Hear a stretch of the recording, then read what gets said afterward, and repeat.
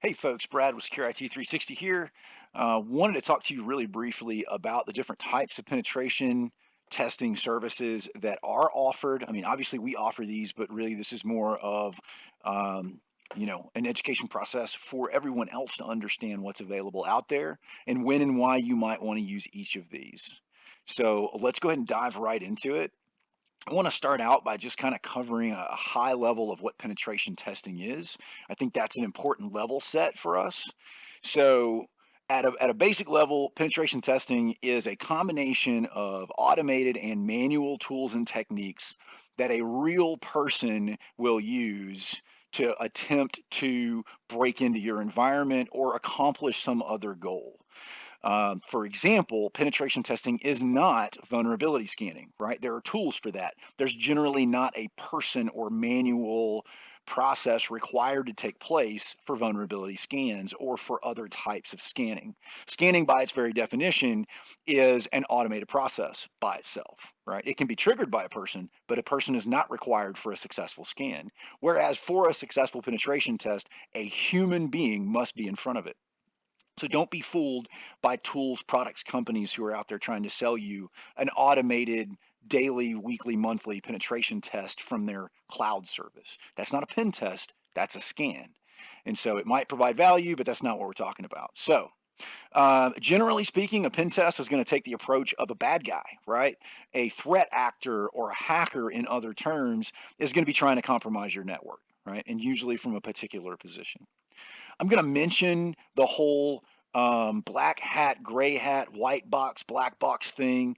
For those of you that don't live in the industry, these terms are only really used outside the industry. Anyone that is a security practitioner is not using these terms.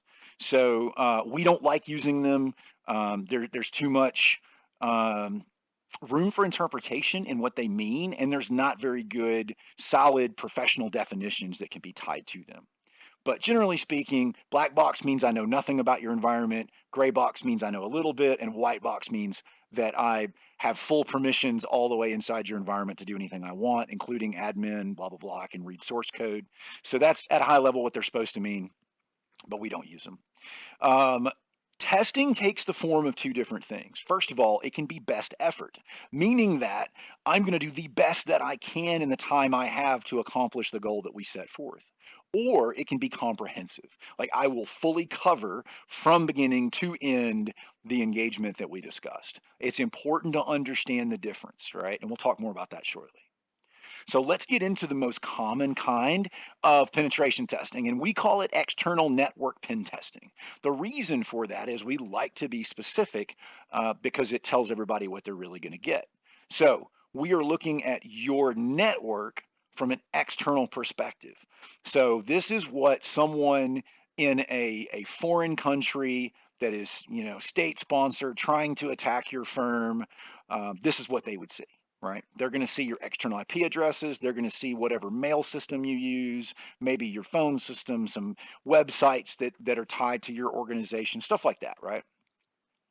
This is what is generally referred to as or referred to by compliance and regulatory bodies, right? When PCI says you need a pen test, this is what they mean. When some other compliance standard refers to a pen test, this is what they're talking about, with a few exceptions. Um, so that means in most cases, when we ask the question of why you want a pen test, and the answer is because I'm required to get one, usually we automatically know you're talking about an external network pen test, right? There is value here, though, even if you're not looking at it from a compliance and regulatory perspective, and that is that, again, if somebody comes after your organization, this is your first line or the beginning of what we call your attack surface. So it's important to understand that this does need to be performed on at least an annual basis. There is some scoping details that are required for this, right? We have to know what your network ranges are, any IP addresses you have, any websites that are attributed to your organization, any services that you consume, right? Which could include things like O365 or Gmail, or maybe you use AWS S3 buckets for storage, right? We want to look at that stuff. In most cases, we'll find it anyway, but it's a lot easier and better use of your money and our time if you tell us in advance. We follow the PTES standard. Most organizations do. I would encourage you, very important here, ask your pen testing company what standard they use, and then make sure that standard is outlined in the report that you get. A lot of folks will try to skirt on that. Don't let a pen testing company tell you any different.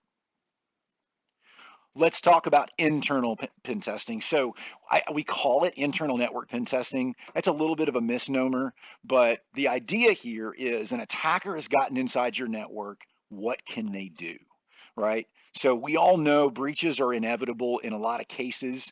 The idea being that we have internal controls, things like firewalls that segregate our network, or maybe we have endpoint security solutions. The reason that we have those things is because we're making an assumption that at some point a bad guy is going to get inside our environment, usually through a phishing attack. Somebody clicks on a link, goes to a bad website, whatever, and suddenly the bad guy's inside.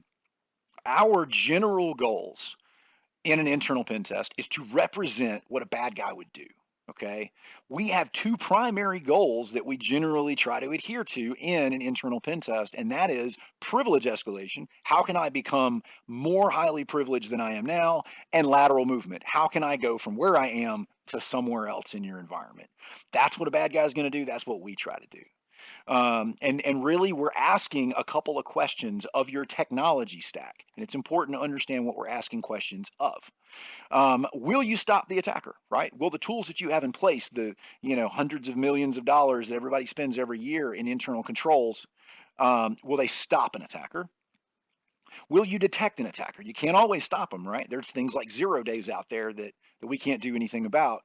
But will you detect them when they try to privilege escalate and when they try to make lateral movement, right? And then ultimately the goal, if we were to boil it down into a single question, is how good are your internal controls? Those controls will go beyond just your technology stack, right? Let's say that an alert was generated. Did anybody act on that alert, right? What was the outcome of that? Testing is time limited and best effort. I kind of covered up the rest of that, but you're not missing too much. We usually set an X number of days, right? So usually an internal pen test is going to be in the 4 to 5 day range. And so we do that because that's how long it takes to perform certain things, regardless of how large or small your organization is. We can get a pretty good idea of where you're at in that time period, right? In some cases, it might be a little shorter, a little longer. But the point that what I want to really convey to you is an internal pen test is not intended to be comprehensive. We are not going to touch everything inside your network. That's not what we're here for. What we're here for is to find the things that are most likely to have a massive impact in your organization if a bad guy were to get in. Things like, can I take over your Active Directory environment, right? Can I achieve domain admin? We'll explore multiple paths on ways to do that. If we find one, boom, that's a big thing. We're going to document that. We're going to spend a lot of time on helping you mitigate that. So because of that, it's impossible to know how far we get in your network before we get started. And ultimately, we could never be definitive in saying we found all the holes on the inside of your network, right? We'd have to do, months and months of work to figure that out. But what we will find are the likely paths that a bad guy would take, and we'll help you fix them. So now we're going to talk briefly about the last kind of broad category of pen testing that's offered. Web application penetration testing is something that focuses specifically on the web app. If you imagine a company like Amazon.com, right? They have hundreds of thousands of servers and computers and all these different components. But if we were just going to look at the Amazon marketplace, we would go to Amazon.com and we would load that in our browser, and then we would commence the work. So we focus on the web application. We do not usually look at the underlying architecture. There are exceptions, right? If it's a dedicated web server, that's all it's supposed to do. We may look at, other running services or maybe some configurations on it. But generally speaking, the focus of the effort here on a web app pen test is that web application itself. Now, this is a comprehensive test. When we scope out the effort of a web app pen test, we are assuming that we will have time to touch everything from front to back, right? And so usually when we write out statements of work or contracts related to web apps, it is we will finish the web app, right? From the very first page to the very last page and everything in between. The expectation there is that we will find most to a very high percentage of the flaws in the web application. Now, does that mean it's going to be perfect? Nothing's perfect, but this is going to give you a really good picture of your web app and its security.